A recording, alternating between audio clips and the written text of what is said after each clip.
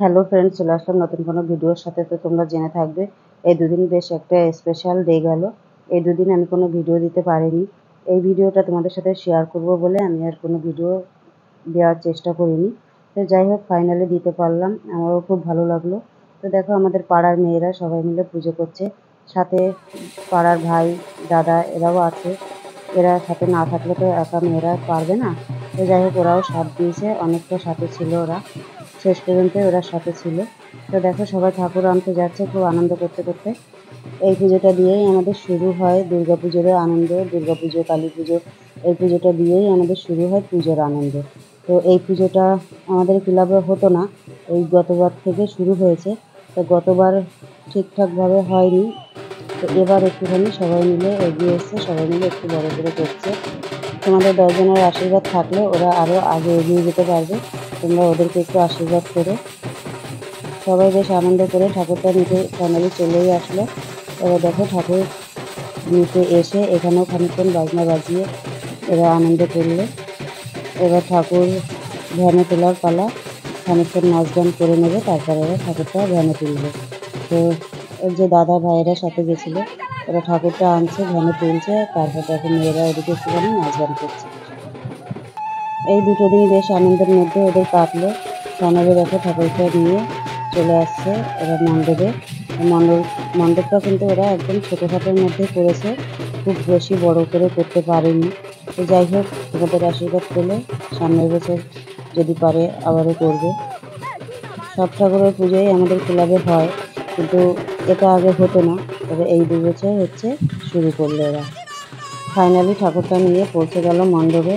তো এটা হলো 6 তারিখে, 6 তারিখে রাত্রে ঠাকুর এনে সারা রাত তো কেউ ঘুমায়নি, সারা রাত আনন্দ করেছে। তারপর 7 তারিখে এই যে পুজোটা হচ্ছে, পুজোটা হয়েছে খুব সুন্দর, ঠাকুরমশাইটাও খুব সুন্দর মন্ত্রটা পড়েছে, খুব ভালোভাবেই পুজোটা করলো। আর মেয়েরা সবাই ম্যাচিং করে হলুদ শাড়ি পরেছে, খুব আনন্দ করেছে। 6 তারিখ, 7 তারিখ, 8 তারিখ, 3 দিনের সবটাই আমি তোমাদের সাথে শেয়ার করবো। ভিডিওটা স্কিপ না করে পুরো ভিডিওটা দেখবে, আর যদি ভালো লাগে বন্ধুদের মধ্যে শেয়ার করে দিও।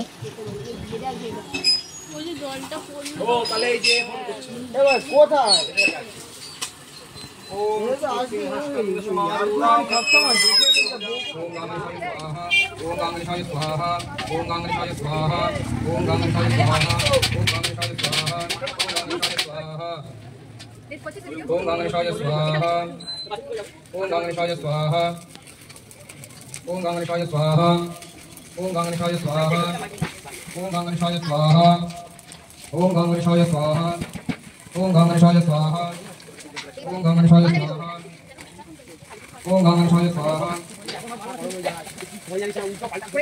ओम गणेशाय स्वाहा। 8 তারিখ সকালবেলায় দধিকর্ম করলো, সারাদিন সবাই মোটামুটি গোছগাছ করলো, কে কেমন সাজবে, কে কেমন কী করবে, কেমন রং মাখবে, কেমন আবির খেলবে, সবটাই এরা আয়োজন করলো। আয়োজন করে ফাইনালি রাত্রেবেলা দেখো ভাসানে চললো, আর সব রং মেখে কেমন ভূত হয়ে আছে, কেউ কাউকে চিনতে পারছে না এমন অবস্থা। বেশ নাচ গান করলো, নাচ গান করে ঠাকুর ভাসানে চললো। তো এদের আনন্দ করা দেখে তোমাদের কেমন লাগলো কমেন্টে কিন্তু অবশ্যই জানাবে। সন্ধ্যাবেলা বেশ অনেকটা টাইম বৃষ্টি হয়েছে, বৃষ্টিটা না হলে আমি যেতাম, তবুও আমি যাচ্ছিলাম, কিন্তু আমি যাওয়ার জন্য নাতনিও নাচলো যাবে বলে।